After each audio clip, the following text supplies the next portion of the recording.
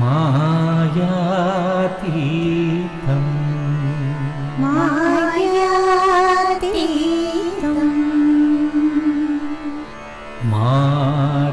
माधवमाद्यं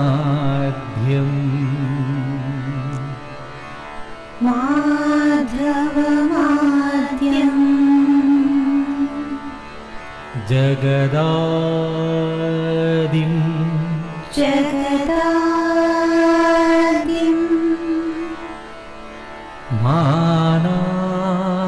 मानातीतं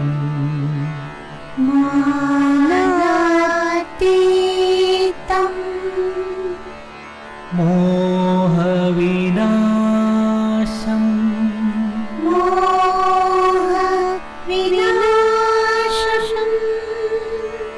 मुनिवन्द्यं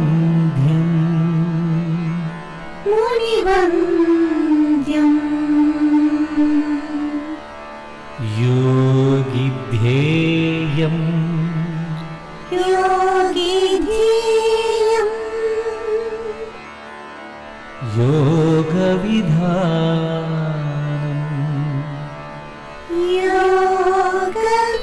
योगविधानं परिपूर्णं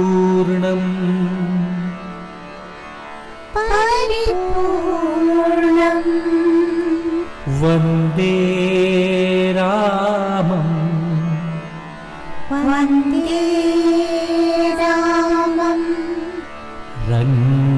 रञ्जितलोकं रमणीयं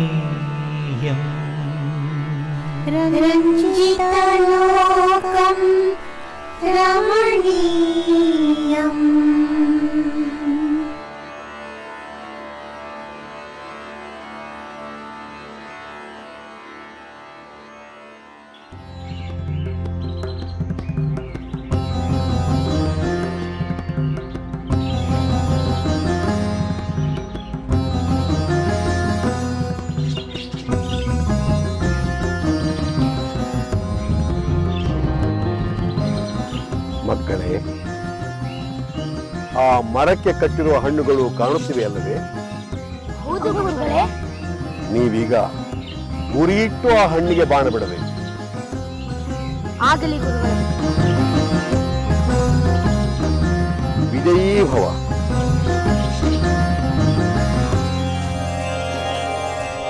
ಶುಭವಾಗಲಿ.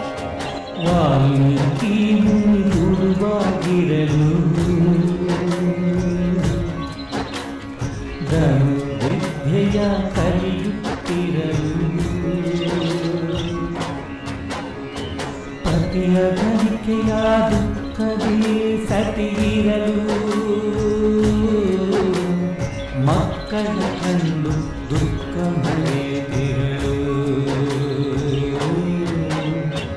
ಮಕ್ಕಳ ಕಂಡು ದುಃಖ ಮರೆಯುತ್ತಿರಲು ವಾಲ್ಮೀಕಿ ಮುನಿಯು ಗುರುವಾಗಿರಲು. ನೋಡಿದೆಯಾ ಮಗಳೇ, ನೋಡಿದೆಯಾ? ಇಷ್ಟು ಕಿರಿಯ ವಯಸ್ಸಿನಲ್ಲಿ ತಮ್ಮ ಮೊಟ್ಟ ಮೊದಲ ಪ್ರಯತ್ನದಲ್ಲೇ ಇವರ ಕೈಚಳಕವನ್ನು ನೋಡಿದೆಯಾ ತಾಯಿ? ವಯಸ್ಸು ಬೆಳೆದಂತೆ ಇವರು ಧನುರ್ವಿದ್ಯೆಯಲ್ಲಿ ಪಾರಂಗತರಾಗುತ್ತಾರೆಂಬುದಕ್ಕೆ ಯಾವ ಸಂದೇಹವೂ ಬೇಡ. ನನಗೆ ಪರಮಾನಂದವಾಯಿತು ಪೂಜ್ಯರೇ. ಸಿಂಹದ ಮರಿಗಳು ಸಿಂಹ ಪರಾಕ್ರಮಿಗಳಾಗುವುದರಲ್ಲಿ ಆಶ್ಚರ್ಯವೇನಿದೆ ತಾಯಿ? ಪೂಜ್ಯರೇ, ಇವರು ತಮ್ಮ ತಂದೆಯಂತೆ ದುಷ್ಟ ಶಿಕ್ಷಣ ಶಿಷ್ಟ ರಕ್ಷಣೆಯ ಕಾರ್ಯವನ್ನು ಮಾಡಬೇಕು. ಅದಕ್ಕೆ ತಾಯಿ ನಾನಿವರಿಗೆ ಶಸ್ತ್ರವಿದ್ಯೆಯನ್ನು ಕಲಿಸಲು ಆರಂಭಿಸಿರುವುದು. ಮುಂದೆ ಈ ಕ್ಷಾತ್ರವಿದ್ಯೆಯಿಂದಲೇ ಇವರಿಗೆ ಶ್ರೇಯಸ್ಸಾಗುತ್ತದೆ.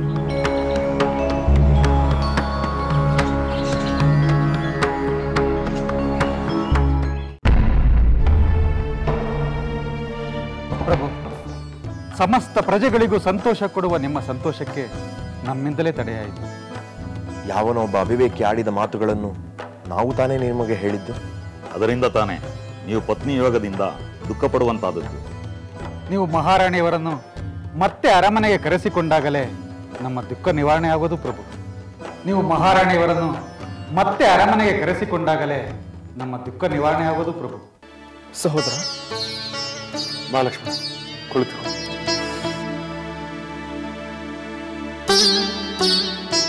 ಸಹೋದರ, ನೀನು ಏನೋ ಯೋಚಿಸುತ್ತಿರುವಂತಿದೆ. ನಾನು ಬಂದಿದ್ದರಿಂದ ನಿನಗೆ ತೊಂದರೆಯಾಯಿತೆ? ಇಲ್ಲ ಲಕ್ಷ್ಮಣ, ಯಾವ ತೊಂದರೆಯೂ ಇಲ್ಲ. ಗುಪ್ತಚರರು ಹೇಳಿದ ಮಾತುಗಳನ್ನು ನಾನು ನೆನಪು ಮಾಡಿಕೊಳ್ಳುತ್ತಿದ್ದೆ ಅಷ್ಟೇ. ಗುಪ್ತಚರರ ಮಾತೆ? ಅವರ ಮಾತುಗಳಿಂದ ಈ ಅರಮನೆಯಲ್ಲಿ ಬೇರೆ ಯಾರಿಗೂ ವಿಯೋಗ ಉಂಟಾಗುವುದಿಲ್ಲ ತಾನೆ?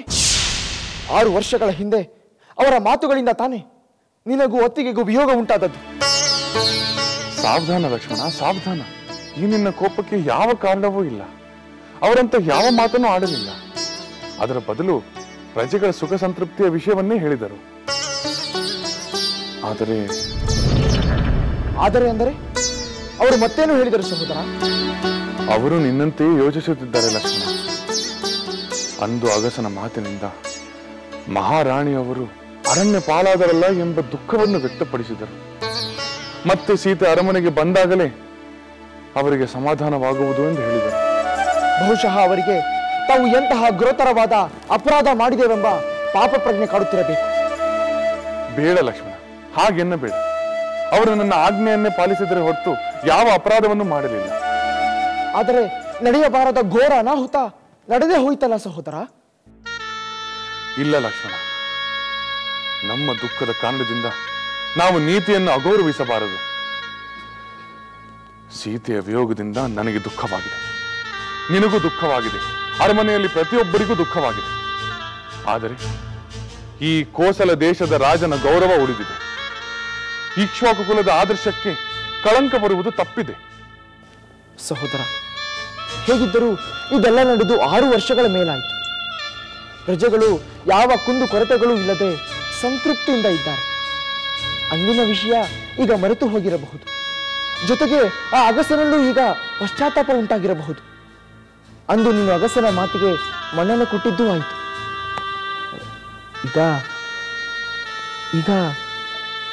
ಈಗ ನಾನು ಏನು ಮಾಡಬೇಕೆಂದು ಹೇಳು ಲಕ್ಷ್ಮಣ. ಅದು ಸಂಕೋಚವೇ, ಹೇಳು ಲಕ್ಷ್ಮಣ. ನೀನು ಅತ್ತಿಗೆಯನ್ನು ಮತ್ತೆ ಏಕೆ ಸ್ವೀಕರಿಸಬಾರದು? ಲಕ್ಷ್ಮಣ, ಜ್ಞಾನಿಯಾದ ನೀನು ಹೀಗೆ ಪಾಮರರಂತೆ ಯೋಚಿಸುತ್ತಿರುವೆಯಲ್ಲ. ಸಾಧ್ಯವಿಲ್ಲದ ಕಾರ್ಯವನ್ನು ಮಾಡಲು ನೀನು ಹೇಳುತ್ತಿರುವೆಯಲ್ಲ. ಅಂದರೆ ಸಹೋದರ, ಅತ್ತಿಗೆಯ ಮೇಲಿನ ನಿನ್ನ ಪ್ರೇಮವೆಲ್ಲ ಮುಗಿದು ಹೋಯಿತೆ? ಇಲ್ಲ ಲಕ್ಷ್ಮಣ, ಸೀತೆಯ ಮೇಲಿನ ಪ್ರೇಮ ಮುಗಿದು ಹೋಗುವಂಥದ್ದಲ್ಲ. ಅದು ಅಕ್ಷಯ ಪಾತ್ರೆಯಂತೆ ಪ್ರತಿ ಕ್ಷಣವೂ ಹೆಚ್ಚಾಗುತ್ತಲೇ ಇರುತ್ತದೆ. ಅಂದ ಮೇಲೆ ಅತ್ತಿಗೆಯನ್ನು ಮರಳಿ ಸ್ವೀಕರಿಸುವುದರಲ್ಲಿ ತಪ್ಪೇನಿದೆ? ಲಕ್ಷ್ಮಣ, ನಾನು ಸೀತೆಯನ್ನು ತೊರೆದದ್ದು ಲೋಕಾಪವಾದದ ಕಾರಣದಿಂದ. ಆ ಲೋಕಾಪವಾದ ನಿವಾರಣೆ ಆಯಿತೆಂದು ಖಚಿತವಾಗುವವರೆಗೂ ನಾನು ಸೀತೆಯನ್ನು ಸ್ವೀಕರಿಸುವ ವಿಷಯವನ್ನು ಚಿಂತಿಸುವಂತಿಲ್ಲ. ನೀನು ಆ ವಿಚಾರವನ್ನು ಮತ್ತೆ ನನ್ನ ಬಳಿ ಮಾತನಾಡಬೇಡ. ಆಗಲಿ ಸಹೋದರ, ನನ್ನನ್ನು ಕ್ಷಮಿಸಿ. ನಾನೇನು ಹೊರಡುತ್ತೇನೆ. ನಿನಗೆ ಮಂಗಳವಾಗಲಿ.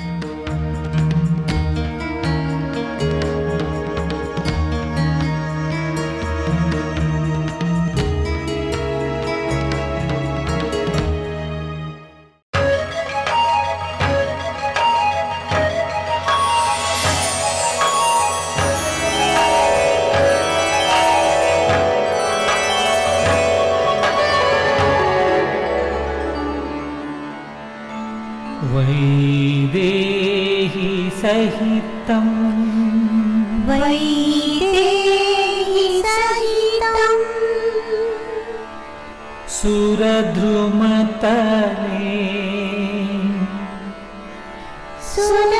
सुरद्रुमतले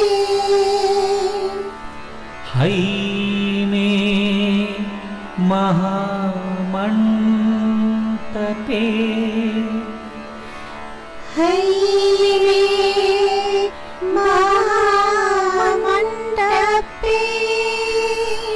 मध्ये पुष्पकमासने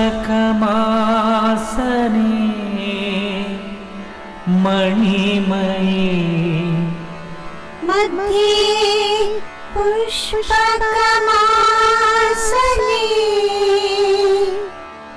मणिमये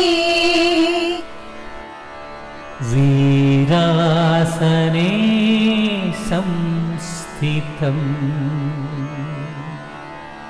वीरासने संस्थितम्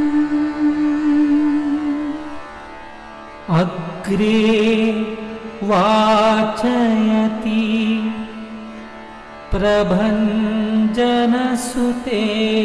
तत्त्वम् अग्रे वाचयति प्रभञ्जनसुते तत्त्वम् मुनिभ्यः परम् मुनिभ्यः परम् व्याख्यातं भरतादिभिः व्याख्यातं भरतादिभिः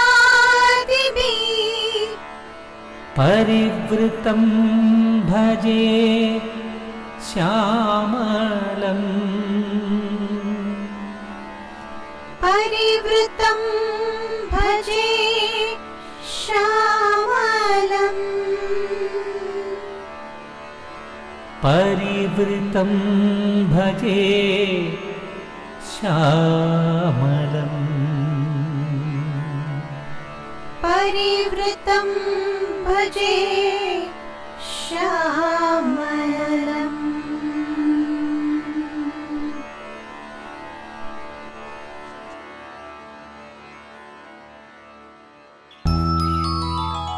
ಕುಶ, ಲವ, ನಿಮಗೆ ಸಂಗೀತ ಸರಸ್ವತಿ ಸಂಪೂರ್ಣವಾಗಿ ಒಲಿದಿದ್ದಾಳೆ. ನೀವು ನಿಮ್ಮ ಸಂಗೀತದ ಮೂಲಕ, ನಿಮ್ಮ ಗಾನ ಮಾಧುರ್ಯದ ಮೂಲಕ ಶ್ರೀರಾಮಾಯಣ ಕಾವ್ಯವನ್ನು ಜಗತ್ತಿಗೇ ಪ್ರಚುರಪಡಿಸಬೇಕು. ನಿಮ್ಮ ಆಜ್ಞೆಯಂತೆ ಆಗಲಿ ಗುರುದೇವ. ಮಕ್ಕಳೇ, ನೀವು ರಾಮಾಯಣ ಮಹಾಕಾವ್ಯವನ್ನು ಜಗತ್ತಿಗೆ ಪ್ರಚಾರ ಮಾಡುವ ಮೊದಲು ಅದರ ಬಗ್ಗೆ ಕೆಲವು ವಿಷಯಗಳನ್ನು ತಿಳಿದುಕೊಳ್ಳಲೇಬೇಕು. ಗುರುದೇವ, ನೀವು ರಾಮಾಯಣವನ್ನು ಏಕೆ ರಚಿಸಿದಿರಿ? ಆ ರಾಮನೆಂದರೆ ಯಾರು ಎಂದು ತಿಳಿಯುವ ಕುತೂಹಲ ನಮಗೂ ಇದೆ. ಹೌದು ಗುರುದೇವ, ಆ ರಾಮನ ಮಹಿಮೆಗಳೇನು? ಆ ರಾಮನ ಕಥೆಯನ್ನು ನಾವೇಕೆ ಹಾಡಬೇಕು? ನಿಜ ಮಕ್ಕಳೇ, ನಿಮಗೆ ರಾಮನ ಬಗ್ಗೆ ಭಕ್ತಿ ಪ್ರೇಮಗಳುಂಟಾಗಬೇಕಾದರೆ ನೀವು ಆತನ ವಿಷಯವನ್ನು ತಿಳಿದಿರಲೇಬೇಕು. ಆಗ ಮಾತ್ರ ನಿಮ್ಮ ಗಾಯನದಲ್ಲಿ ಹಿತ ಉಂಟಾಗುತ್ತದೆ. ಅದಕ್ಕೆ ಮೊದಲು ನಾನು ಈ ರಾಮಾಯಣ ಮಹಾಕಾವ್ಯವನ್ನು ಏಕೆ ಬರೆದೆನೆಂದು ಹೇಳುತ್ತೇನೆ. ಒಮ್ಮೆ ನಾರದರ ಬಳಿ ನಾನೊಂದು ಪ್ರಶ್ನೆಯನ್ನು ಕೇಳಿದೆ. ನಾರದರೇ, ಈಗ ಲೋಕದಲ್ಲಿ ಸಕಲ ಕಲ್ಯಾಣ ಗುಣಗಳಿಂದ ಕೂಡಿರುವವರು ಯಾರಾದರೂ ಇರುವರೇ? ಇದ್ದರೆ ಅಂತಹ ಧರ್ಮಜ್ಞ ಯಾರು? ಸತ್ಯಭಾಷಿ ಯಾರು? ಕೃತಜ್ಞ ಯಾರು? ಹೀಗೆ ಈ ಜಗತ್ತಿನಲ್ಲಿ ಪುರುಷೋತ್ತಮನೆನಿಸಿದ ವ್ಯಕ್ತಿ ಯಾರಿದ್ದಾರೆ? ಆತನ ಗುಣಗಳೇನು? ಆತನ ಶೌರ್ಯ ಪರಾಕ್ರಮಗಳೇನು? ಆತನ ಧರ್ಮನೀತಿಗಳೇನು? ಆತನ ಮಹಿಮೆ ಏನು ಎಂದು ಪ್ರಶ್ನಿಸಲಾಗಿ ನಾರದರು ವಿಸ್ತಾರವಾಗಿ ಶ್ರೀರಾಮನ ಗುಣವರ್ಣನೆಯನ್ನು ಮಾಡಿದರು. ಖಂಡಿತ ಇದ್ದಾನೆ ಮಹರ್ಷಿ. ಅವರು ಯಾರೆಂದು ದಯಮಾಡಿ ಹೇಳುವಿರಾ ನಾರದರೇ? ಅವನು ಯಾರೆಂದರೆ ವೈವಸ್ವತ ಮನುವಿಗೆ ಜ್ಯೇಷ್ಠ ಪುತ್ರನಾಗಿ ಇಕ್ಷ್ವಾಕು ವಂಶದಲ್ಲಿ ಹುಟ್ಟಿದ ದಶರಥನ ಪುತ್ರ ರಾಮಚಂದ್ರ. ನೀನು ಹೇಳಿದ ಸಕಲ ಸರ್ವಗುಣಗಳು ಅವನಲ್ಲಿವೆ. ಅವನು ಸರ್ವಗುಣ ಪರಿಪೂರ್ಣ. ಶ್ರೀರಾಮಚಂದ್ರ ಸರ್ವಗುಣ ಪರಿಪೂರ್ಣನೇ? ಹೌದು ಮಹರ್ಷಿ. ಅವನ ಗುಣಗಳನ್ನು ಎಷ್ಟೆಂದು ವರ್ಣಿಸುವುದು? ಅವನು ನೀತಿಶಾಸ್ತ್ರ ವಿಶಾರದ, ಅಷ್ಟೈಶ್ವರ್ಯ ಸಂಪನ್ನ, ಸರ್ವಜ್ಞ. ಈ ರೀತಿಯಾಗಿ ನಾರದರು ರಾಮನ ಗುಣಗಾನ ಮಾಡಿದ್ದಲ್ಲದೆ ರಾಮಾಯಣವನ್ನು ಸಂಕ್ಷಿಪ್ತವಾಗಿ ಹೇಳಿದರು. ನಾರದರು ಸಂಕ್ಷಿಪ್ತವಾಗಿ ಹೇಳಿದ ಕಥೆಯನ್ನೇ ನೀವು ವಿಸ್ತಾರವಾಗಿ ಬರೆದಿರಾ? ನಾರದರು ರಾಮನನ್ನು ಕುರಿತು ಹೇಳಿದ್ದೆ ನೀವು ರಾಮಾಯಣ ಬರೆಯಲು ಕಾರಣವಾಯಿತೇ? ಹೌದು ಮಕ್ಕಳೇ, ನಾರದರು ರಾಮನ ಕಥೆಯನ್ನು ಹೇಳಿದ್ದೇ ಶ್ರೀರಾಮಾಯಣ ಮಹಾಕಾವ್ಯದ ರಚನೆಗೆ ಪ್ರೇರಣೆಯಾಯಿತು.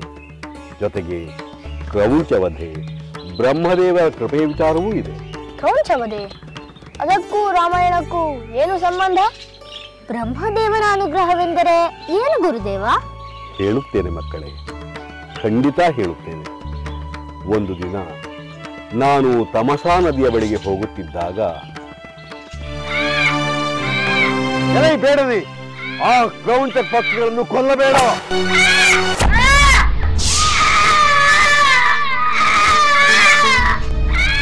ಮಾನಿಷಾದ ಪ್ರತಿಷ್ಠಾಂ ತ್ವಮಗಮಃ ಶಾಶ್ವತೀ ಸಮಃ ಯತ್ ಕ್ರೌಂಚ ಮಿಥುನಾದೇಕಮವಧಿ ಕಾಮಮೋಹಿತಂ. ಆಗ ನನ್ನ ಬಾಯಿಂದ ಒಂದು ಶ್ಲೋಕ ನನಗೇ ಅರಿವಿಲ್ಲದಂತೆ ಬಂತು. ಮಾನಿಷಾದ ಪ್ರತಿಷ್ಠಾಂ ತ್ವಮಗಮಃ ಶಾಶ್ವತೀ ಸಮಃ ಯತ್ ಕ್ರೌಂಚ ಮಿಥುನಾದೇಕಂ ಅವಧಿ ಕಾಮಮೋಹಿತಂ.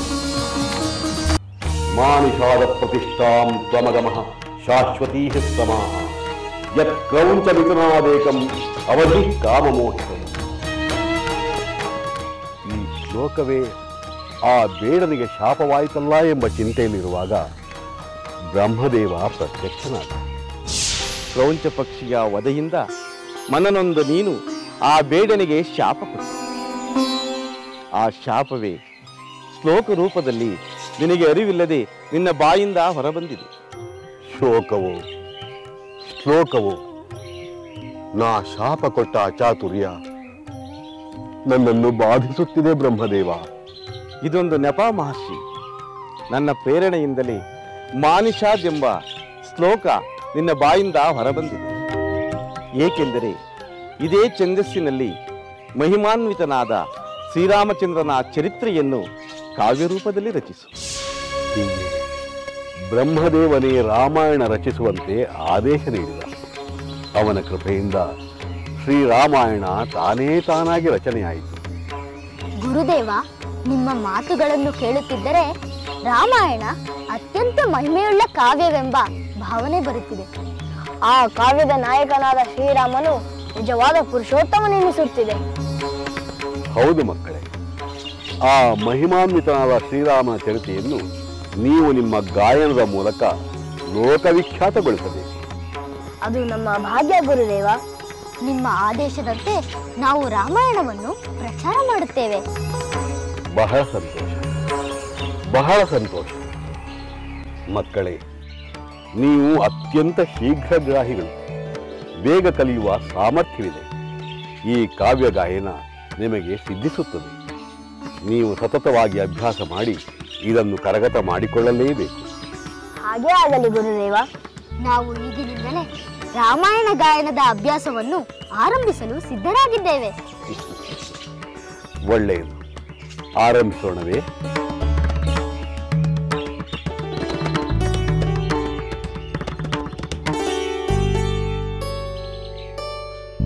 ಶ್ರೀರಾಘವಂ ದಶರಥಾತ್ಮಜಮಪ್ರಮೇಯಂ ಸೀತಾಪತಿಂ ರಘುಕುಲಾನ್ವಯ ರತ್ನದೀಪಂ ಆಜಾನುಬಾಹು ಅರವಿಂದದಳಾಯತಾಕ್ಷಂ ರಾಮಂ ನಿಶಾಚರ ವಿನಾಶಕರಂ ನಮಾಮಿ.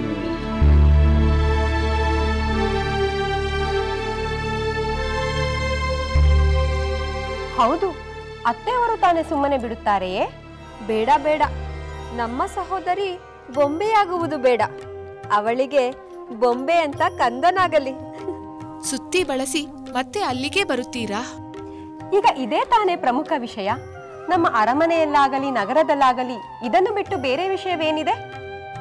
ಈಗ ಇದೇ ತಾನೇ ಪ್ರಮುಖ ವಿಷಯ. ನಮ್ಮ ಅರಮನೆಯಲ್ಲಾಗಲಿ ನಗರದಲ್ಲಾಗಲಿ ಇದನ್ನು ಬಿಟ್ಟು ಬೇರೆ ವಿಷಯವೇನಿದೆ?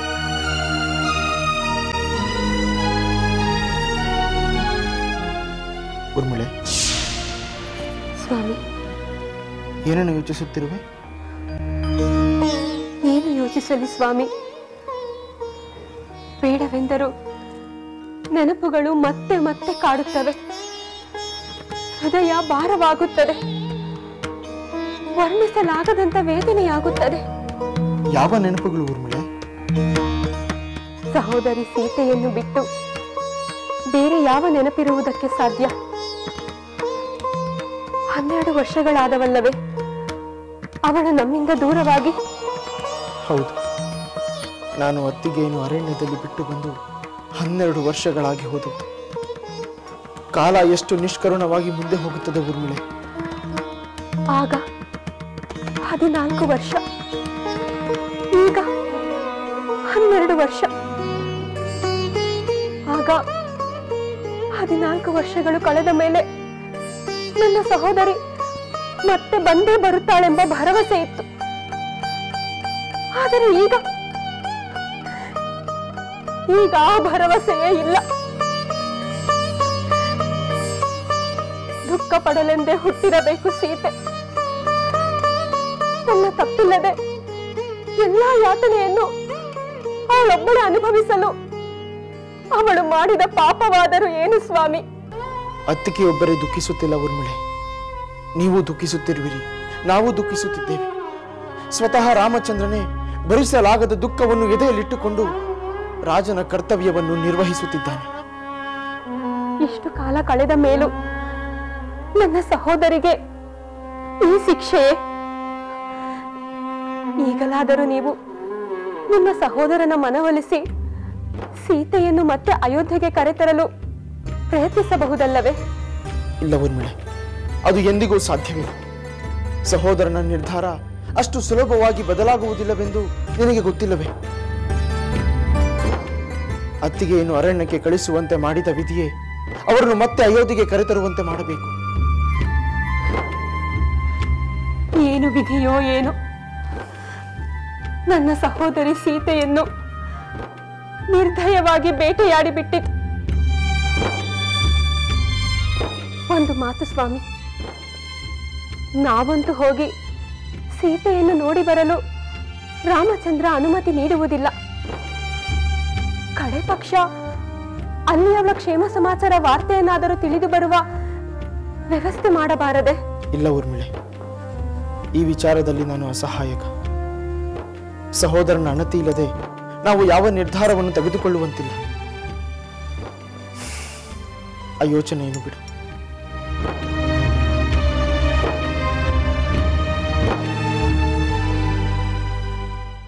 ಅಮ್ಮ ಅಮ್ಮ, ಬನ್ನಿ ಮಕ್ಕಳೇ, ಬನ್ನಿ. ಅಮ್ಮ, ಈ ದಿನ ಗುರುಗಳು ನಮಗೆ ರಾಮಾಯಣ ಕಾವ್ಯ ಗಾಯನವನ್ನು ಆರಂಭಿಸಿದರು. ನಮಗೆ ಸರಸ್ವತಿ ಒಲಿದಿದ್ದಾಳೆ, ನಾವು ಉತ್ತಮವಾಗಿ ಹಾಡುತ್ತೇವೆಂದು ಶ್ಲಾಘಿಸಿದರಮ್ಮ. ಬಹಳ ಸಂತೋಷವಾಯಿತು ಮಕ್ಕಳೇ. ರಾಮಾಯಣವೆಂದರೆ ಅದು ಅಂತ್ಯಂತ ಕಾವ್ಯವಲ್ಲ, ಮಹಿಮಾನ್ವಿತವಾದ ಕಾವ್ಯ. ಅದನ್ನು ನೀವು ಶ್ರದ್ಧೆ ಭಕ್ತಿಯಿಂದ ಕಲಿತು ಹಾಡಬೇಕು. ಖಂಡಿತ ಹಾಗೇ ಮಾಡುತ್ತೇವಮ್ಮ. ಗುರುಗಳು ನಮಗೆ ಶ್ರೀರಾಮನ ಸದ್ಗುಣಗಳು ಪರಾಕ್ರಮಗಳನ್ನೆಲ್ಲ ತಿಳಿಸಿದರು. ಶ್ರೀರಾಮ ಕೇವಲ ದುಷ್ಟರ ಸಂಹಾರದಲ್ಲಿ ಮಾತ್ರ ಸಮರ್ಥನಲ್ಲ, ಅವನು ಕರುಣಾಮಯ, ದೀನವತ್ಸಲ, ಸತ್ಯ ಪರಾಕ್ರಮ ಎಂದು ಹೇಳಿದರು. ಶ್ರೀರಾಮನ ಬಗ್ಗೆ ನೀವು ತಿಳಿದಿದ್ದು ಒಳ್ಳೆಯದೇ ಆಯಿತು. ನೀವು ನಿತ್ಯ ಪುರುಷೋತ್ತಮನಿಗೆ ಭಕ್ತಿಯಿಂದ ವಂದಿಸಿ ಕಾವ್ಯ ಗಾಯನವನ್ನು ಅಭ್ಯಾಸ ಮಾಡಿ. ಹಾಗೇ ಮಾಡುತ್ತೇವಮ್ಮ. ರಾಮಾಯಣ ಕಾವ್ಯವನ್ನು ಹಾಡಿ ಎಲ್ಲಾ ಕಡೆ ಪ್ರಚಾರ ಮಾಡಬೇಕೆಂದು ಗುರುಗಳು ನಮಗೆ ಹೇಳಿದ್ದಾರೆ. ಅಂಥ ಮಹಾವ್ಯಕ್ತಿಯನ್ನು ಕುರಿತ ಕಾವ್ಯವನ್ನು ಹಾಡುವುದು ನಮ್ಮ ಭಾಗ್ಯವಲ್ಲವೇನಮ್ಮ? ಹೌದು ಮಕ್ಕಳೇ, ಹಾಡುವುದು ನಿಮ್ಮ ಭಾಗ್ಯ, ಕೇಳಿ ಆನಂದ ಪಡುವುದು ನನ್ನ ಭಾಗ್ಯ. ಅಮ್ಮ, ನೀನು ಎಂದಾದರೂ ಆ ಶ್ರೀರಾಮನನ್ನು ನೋಡಿರುವೆಯಾ?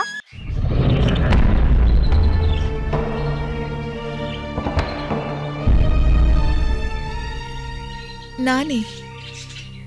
ಅದು ಅದು ಆ ಶ್ರೀರಾಮ ನೋಡಲು ಹೇಗಿರುವನಮ್ಮ? ಮಕ್ಕಳೇ, ರಾಮನ ವಿಷಯವೇನಿದ್ದರೂ ಗುರುಗಳನ್ನೇ ಕೇಳಬೇಕು. ಅವರು ಎಲ್ಲವನ್ನೂ ಹೇಳುತ್ತಾರೆ. ನೀವು ಮಾತ್ರ ಶ್ರದ್ಧೆಯಿಂದ ಗಾಯನವನ್ನು ಅಭ್ಯಾಸ ಮಾಡಬೇಕು. ಹಾಗೇ ಆಗಲಮ್ಮ. ಈಗ ನಾವು ಸ್ವಲ್ಪ ಹೊತ್ತು ಆಟವಾಡಿ ಬರುತ್ತೇವಮ್ಮ. ಹಾಗೆ ಆಗಲಿ, ಹೋಗಿ ಬನ್ನಿ. ಯಾವ ಆಟ ಆಡೋಣ?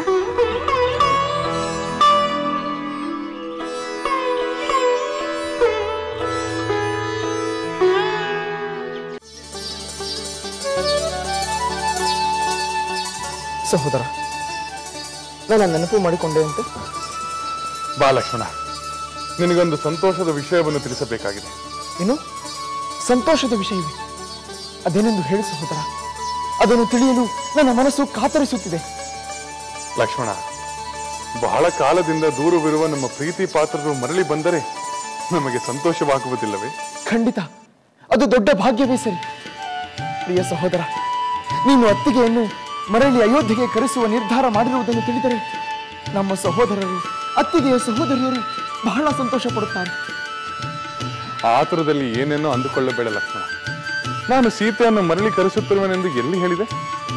ಅತ್ಯಂತ ಪ್ರೀತಿ ಪಾತ್ರರು ಎಂದೇ ಅಲ್ಲ, ಅತ್ತಿಗೆಗಿಂತ ಪ್ರೀತಿ ಪಾತ್ರರು ಬೇರೆ ಯಾರಿದ್ದಾರೆ? 12 ವರ್ಷಗಳಿಂದ ದೂರವಿರುವವರು ಅವರೇ ಅಲ್ಲವೇ? ಲಕ್ಷ್ಮಣ, ನನಗೆ ಸೀತೆ ಒಬ್ಬಳೇ ಪ್ರೀತಿ ಪಾತ್ರಳೆ. ನಮ್ಮ ಸೋದರ ಶತ್ರುಘ್ನ ನಮ್ಮಿಂದ ಬಹುಕಾಲದಿಂದ ದೂರವಿರುವನಲ್ಲವೇ? ಲವಣಾಸುರನ ಸಂಹಾರಕ್ಕೆಂದು ಹೋದ ಅವನು ಇನ್ನೂ ಮರಳಿ ಬರಲಿಲ್ಲವಲ್ಲವೇ? ಹೌದು, ಶತ್ರುಘ್ನ ನಮ್ಮಿಂದ ದೂರವಾಗಿ ಹಲವು ವರ್ಷಗಳೇ ಕಳೆದಿವೆ. ತಕ್ಷಣ ನನಗೆ ಅತ್ತಿಗೆ ನೆನಪು ಬಂತು. ಅದಿರಲಿ, ಶತ್ರುಘ್ನ ಮರಳಿ ಬರುತ್ತಿರುವನೇ? ಹೌದು ಲಕ್ಷ್ಮಣ, ನಮ್ಮೆಲ್ಲರನ್ನು ನೋಡಿ ಬಹಳ ಕಾಲವಾಯಿತೆಂದು ನಮ್ಮನ್ನು ನೋಡುವ ಅಪೇಕ್ಷೆ ವ್ಯಕ್ತಪಡಿಸಿ ಒಂದು ಪತ್ರ ಕಳಿಸಿದ್ದ. ಅವನು ಬರುವಂತೆ ನಾನೇ ಸಂದೇಶ ಕಳಿಸಿದ್ದೇನೆ. ಅವನು ಈಗಾಗಲೇ ಹೊರಟಿರುತ್ತಾನೆ. 1-2 ದಿನದಲ್ಲಿ ಬಂದು ಬಿಡಬಹುದು. ಶತ್ರುಘ್ನನನ್ನು ಮತ್ತೆ ಕಾಣುವುದು ಸಂತೋಷದ ವಿಷಯ. ಬೇಸರ ಪಟ್ಟುಕೊಳ್ಳಬೇಡ ಲಕ್ಷ್ಮಣ. ದೈವ ಸಂಕಲ್ಪವಿದ್ದರೆ ಮುಂದೊಂದು ದಿನ ನೀನು ನಿನ್ನ ಅತ್ತಿಗೆಯನ್ನು ನೋಡುವ ಭಾಗ್ಯ ದೊರೆಯಬಹುದು. ನೀನಿನ್ನು ಹೊರಡು.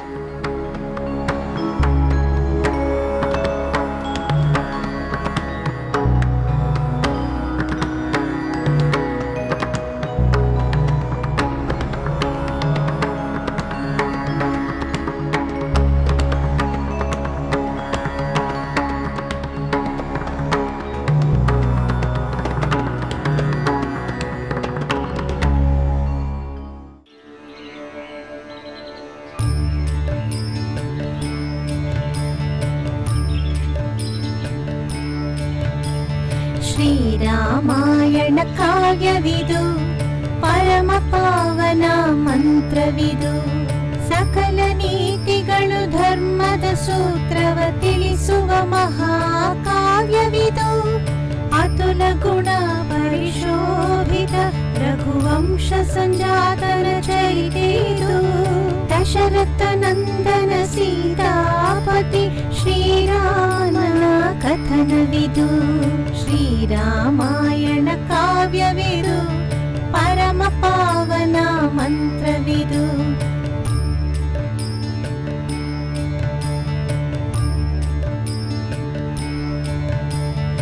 ಧರೆಯೊಳು ಪಾವನ ಅಯೋಧ್ಯ ನಗರಿ, ಅದರೊಳು ಹರಿಯುವ ಸರಯೂ ಲಹರಿ.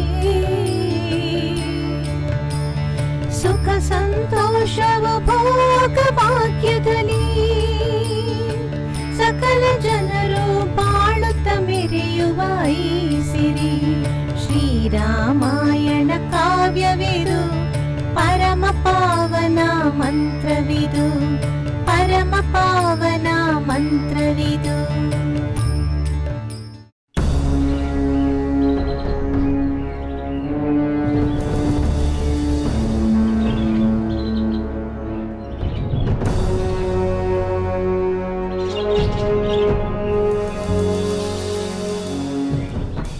ಪೂಜ್ಯರೇ,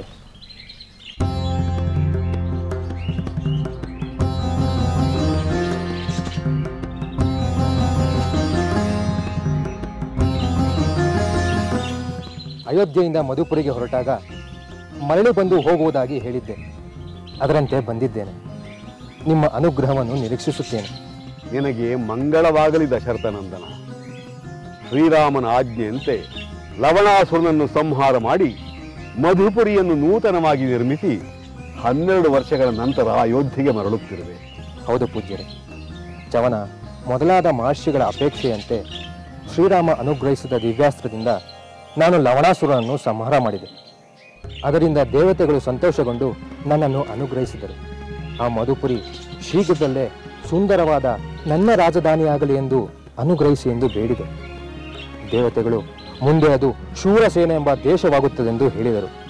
ಈಗ ಅದು ಸಮೃದ್ಧವಾದ ವೈಭವದ ನಗರವಾಗಿ ನಿರ್ಮಾಣಗೊಂಡಿದೆ.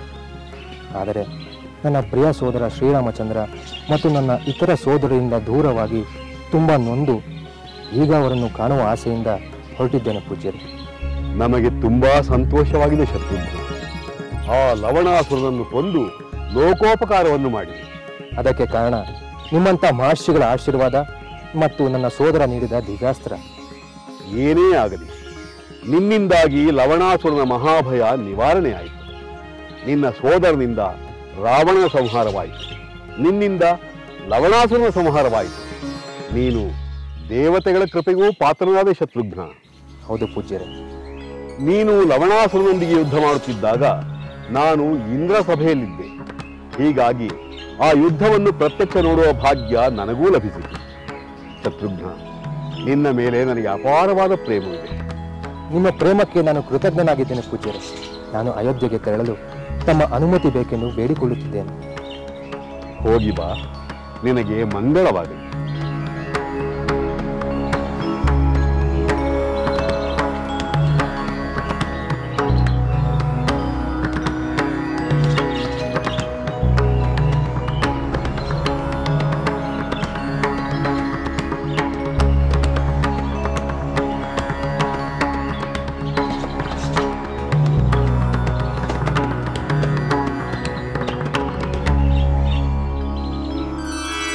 ಶ್ರೀರಾಮಾಯಣ ಕಾವ್ಯವಿದು ಪರಮ ಪಾವನ ಮಂತ್ರವಿದು, ಪರಮ ಪಾವನ ಮಂತ್ರವಿದು.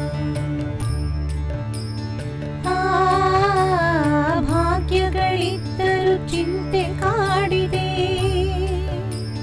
ದಶರಥನ ಮನದಲ್ಲಿ.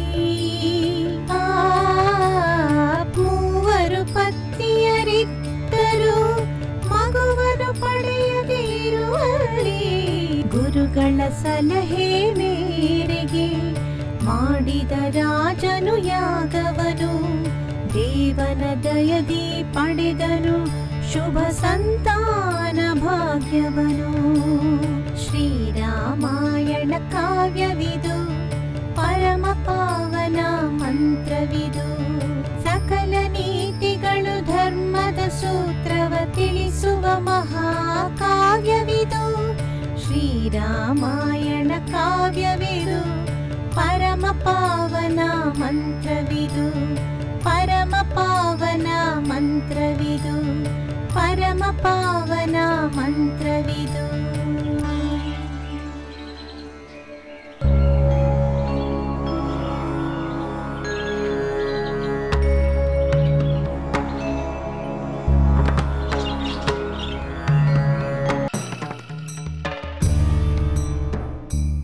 ಸೋದರ ರಾಮಚಂದ್ರ, ಸೋದರ ಶತ್ರುಘ್ನ, ಬಾ ಕುಳಿತು. ಸೋದರ, ನಿನ್ನ ದರ್ಶನದಿಂದ ನಾನು ಧನ್ಯನಾದೆ. ನಿನ್ನ ಆಗಮನದಿಂದ ನನಗೂ ಅತೀವ ಆನಂದ ಉಂಟಾಗಿದೆ. ನೀನು ಸೌಖ್ಯವೇ? ನಾನು ಸೌಖ್ಯವಾಗಿದ್ದೇನೆ. ನಿನ್ನ ಆಜ್ಞೆಯಂತೆ ಎಲ್ಲ ಕಾರ್ಯಗಳನ್ನು ನೆರವೇರಿಸಿದ್ದೇನೆ. ಆ ದುಷ್ಟ ಲವಣಾಸುರನ ಸಂಹಾರವಾಯಿತು. ನಿನ್ನಿಂದ ಆ ಕಾರ್ಯವಾಗುವುದು ಎಂದು ನನಗೆ ನಂಬಿಕೆ ಇತ್ತು. ನೀನು ನೀಡಿದ ದಿವ್ಯಾಸ್ತ್ರದಿಂದಲೇ ಅದು ಸಾಧ್ಯವಾಯಿತು ಸೋದರ. ರಾಜಧಾನಿ ಮಧುಪುರಿಯನ್ನು ನೀನು ಉತ್ತಮ ರೀತಿಯಲ್ಲಿ ವ್ಯವಸ್ಥೆಗೊಳಿಸಿರುವೆ ಅಲ್ಲವೇ? ಅದನ್ನು ಪುನರ್ನಿರ್ಮಾಣ ಮಾಡಿದ್ದೇನೆ. ಅದೀಗ ಸುಂದರವಾದ ನಗರವಾಗಿದೆ. ಅದಕ್ಕೆ ಇಷ್ಟು ದೀರ್ಘಕಾಲ ಕಳೆಯಿತು. ಆದರೆ ಏಕೆ ನಿಲ್ಲಿಸಿದೆ? ಏನೆಂದು ಹೇಳು ಸೋದರ. ನಿನ್ನ ದರ್ಶನವಿಲ್ಲದ 12 ವರ್ಷಗಳು ನನ್ನ ಪಾಲಿಗೆ ಬಹಳ ಕಠೋರವಾಗಿದ್ದವು. ನಾನು ನಿನ್ನನ್ನು ಬಹಳ ನೆನಪು ಮಾಡಿಕೊಳ್ಳುತ್ತಿದ್ದೆ. ಇನ್ನು ಹೆಚ್ಚು ಕಾಲ ನಿನ್ನಿಂದ ದೂರವಿರಲು ಬಯಸುವುದಿಲ್ಲ. ಅಂದರೆ ಏನು ನಿನ್ನ ಮಾತಿನ ಅರ್ಥ? ನಾನು ಮತ್ತೆ ಮಧುಪುರಿಗೆ ಹೋಗುವುದಿಲ್ಲ. ನಿನ್ನ ಜೊತೆಯಲ್ಲೇ ಇರುತ್ತೇನೆ. ಶತ್ರುಘ್ನ, ಕ್ಷತ್ರಿಯನಾದವನಿಗೆ ಇಂತಹ ಅತಿ ವ್ಯಾಮೋಹ ಸಮ್ಮತವಲ್ಲ. ಅಂದರೆ ಇನ್ನು ಮುಂದೆ ನಾನು ಮಧುಪುರಿಯಲ್ಲೇ ಇರಬೇಕೆ? ಹೌದು, ಅದು ಈಗ ನಿನ್ನ ರಾಜ್ಯ. ನೀನೇ ರಾಜನಾಗಿ ಆ ನಗರವನ್ನು ಪಾಲಿಸುವುದು ನಿನ್ನ ಕರ್ತವ್ಯ. ನಿನ್ನನ್ನು ಕಾಣದೆ ನಾನು ಹೇಗಿರಲಿ ಸೋದರ? ಶತ್ರುಘ್ನ, ನೀನು ವಿಷಾದ ಪಡಬೇಡ. ನೀನು ನನಗೆ ಪ್ರಾಣಪ್ರಿಯ. ಆದರೆ ನಮ್ಮ ಕರ್ತವ್ಯ ದೊಡ್ಡದು. ನೀನು ಸದಾ ನನ್ನ ಹೃದಯಕ್ಕೆ ಹತ್ತಿರವಾಗಿರುತ್ತೀಯ. ನೀನು ಯಾವಾಗ ಬೇಕಾದರೂ ನನ್ನನ್ನು ನೋಡಲು ಬರಬಹುದು. ಧರ್ಮ ಪಾಲನೆ, ಪ್ರಜಾಪಾಲನೆ ನನಗೆ ಎಷ್ಟು ಮುಖ್ಯವೆಂದು ನಿನಗೆ ತಿಳಿದಿದೆಯಲ್ಲವೇ? ನೀನು ಕೆಲವು ಕಾಲ ಅಯೋಧ್ಯೆಯಲ್ಲಿದ್ದು ಮಧುಪುರಿಗೆ ತೆರಳು. ಹಾಗೆ ಆಗಲಿ ಸೋದರ. ನಿನಗೆ ಮಂಗಳವಾಗಲಿ.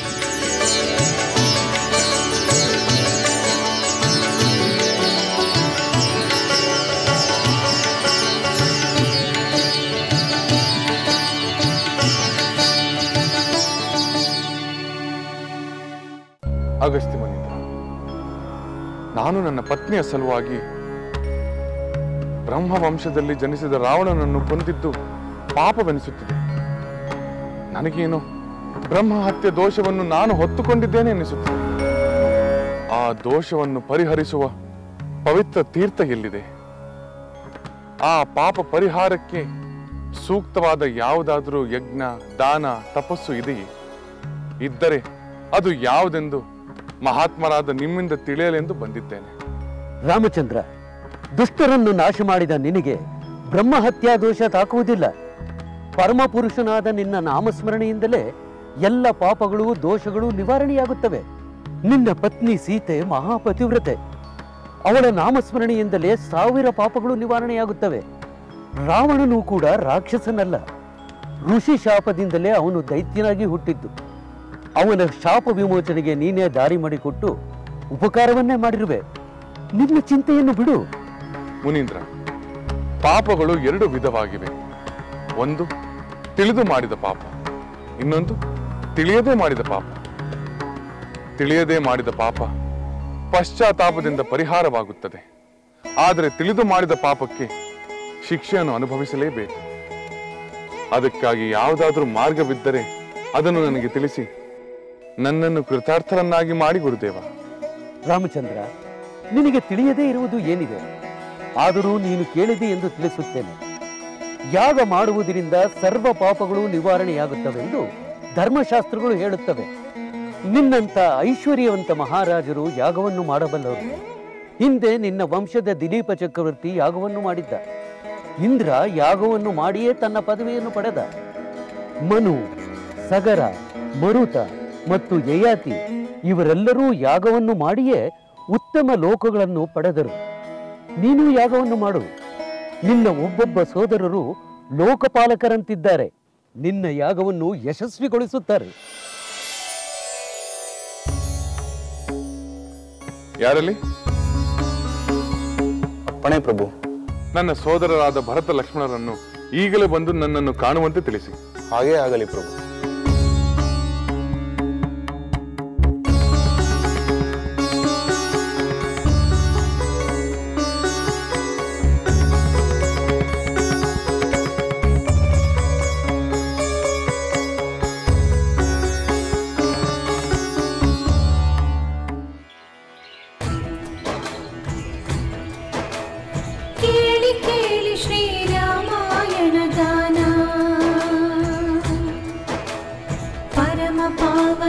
जगन्मोहन गाना केळि केळि श्रीरामायण गाना राम लक्ष्मण भरत शत्रुघ्न दशरथ नंदनरू माते कौसल्य सुमित्रे कैके मडिलली बेಳೆದವರು ಕೇಳಿ ಕೇಳಿ ಶ್ರೀರಾಮಾಯಣ ಗಾನ ಕೇಳಿ ಕೇಳಿ ಶ್ರೀರಾಮಾಯಣ ಗಾನ ಆಟ ಪಾಠದಲ್ಲಿ ಧನುರ್ವಿದ್ಯೆಯಲ್ಲಿ ಬಾಲರು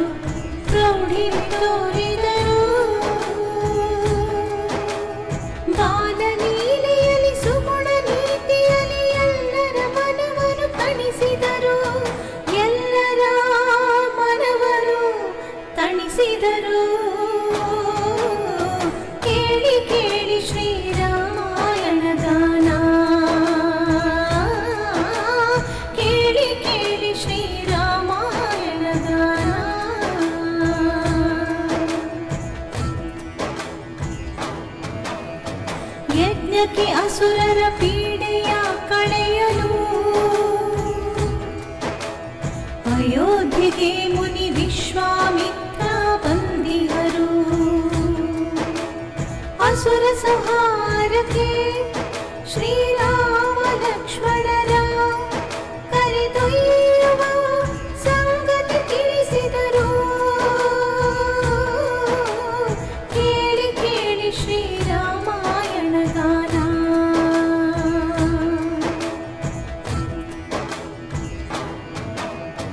ಕ್ರೂರ ರಾಕ್ಷಸರ ಪುಟ್ಟ ಬಾಲಕರು ಗೆಲ್ಲುವರೇ ಎನ್ನುತ್ತ ದಶರಥ ಚಿಂತೆಯ ಮಾಡಿದನು. ಗುರುಗಳ ಸಾಂತ್ವನ ಕೇಳಿದ ಮೇಲೆ ಒಪ್ಪಿಗೆ ಕೊಟ್ಟಿಹನು. ಮುನಿ ಜೊತೆ ರಾಮನು ದುಷ್ಟ ಸಂಹಾರಕ್ಕೆ ಹೊರಟಿಹನು. ಮುನಿ ಜೊತೆ ರಾಮನು ದುಷ್ಟ ಸಂಹಾರಕ್ಕೆ ಹೊರಟಿಹನು. ಕೇಳಿ ಕೇಳಿ ಶ್ರೀರಾಮಾಯಣ ಗಾನ. ಕೇಳಿ ಕೇಳಿ ಶ್ರೀರಾಮಾಯಣ ಗಾನ.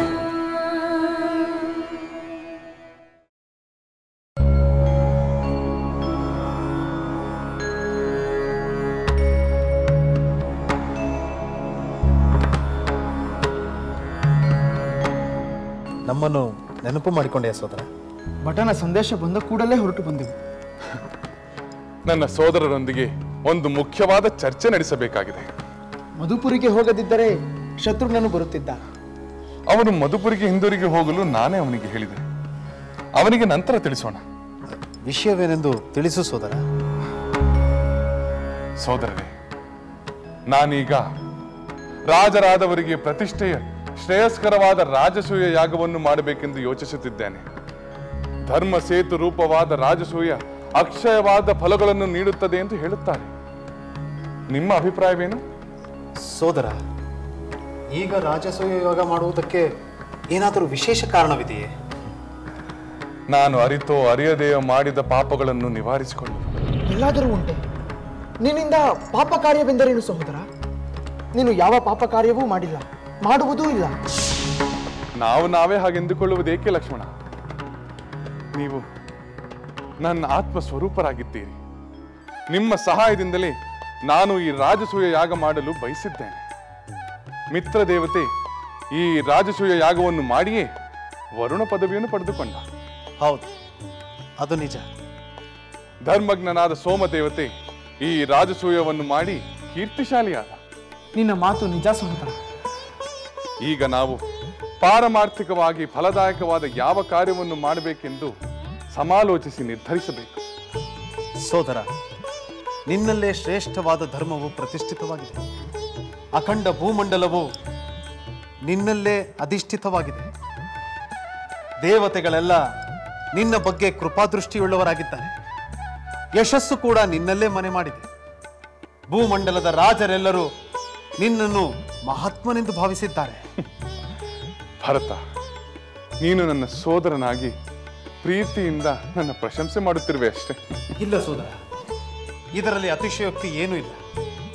ಲೋಕದ ಎಲ್ಲ ಜೀವಿಗಳ ಮೇಲೂ ಕರುಣೆಯುಳ್ಳವನಾದ ನೀನು ಇಂತಹ ಹಿಂಸಾ ಪ್ರಧಾನವಾದ ಯಜ್ಞವನ್ನು ಮಾಡುವುದಕ್ಕೆ? ಏನಂದೆ? ಹಿಂಸ ಪ್ರಧಾನವಾದ ಯಜ್ಞವೇ? ಹೌದು ಸಹೋದರ. ಈ ಯಜ್ಞದಿಂದ ಭೂಮಂಡಲದ ಸಮಸ್ತ ರಾಜಕುಲಗಳೇ ನಾಶವಾಗಿ ಬಿಡಬಹುದು. ಬಲವಂತರಾದವರ ವಿರುದ್ಧ ಅಸೂಯೆಗೊಳ್ಳಲು ಕಾರಣವಾಗುತ್ತದೆ. ಈಗ ನಿನ್ನ ಬಗ್ಗೆ ಸದಭಿಮಾನವುಳ್ಳ ರಾಜರು ಈ ಯಜ್ಞದ ಕಾರಣದಿಂದ ಅಸಹನೆಗೊಳ್ಳಲು ನಾವೇ ಅವಕಾಶ ನೀಡಿದಂತಾಗುತ್ತದೆ.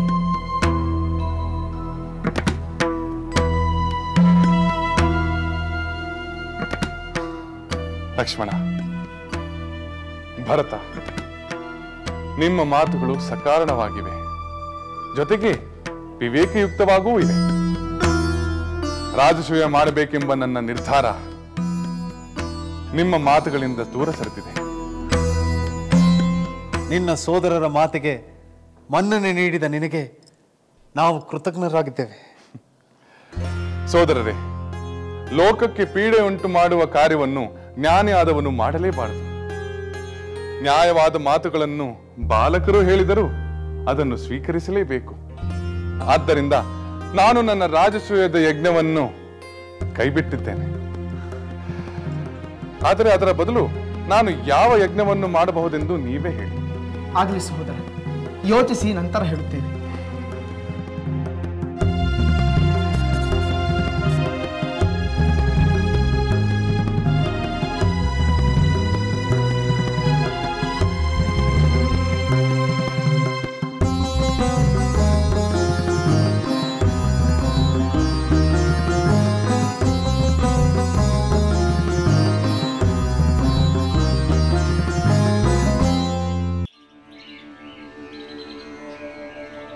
पतिय महिमा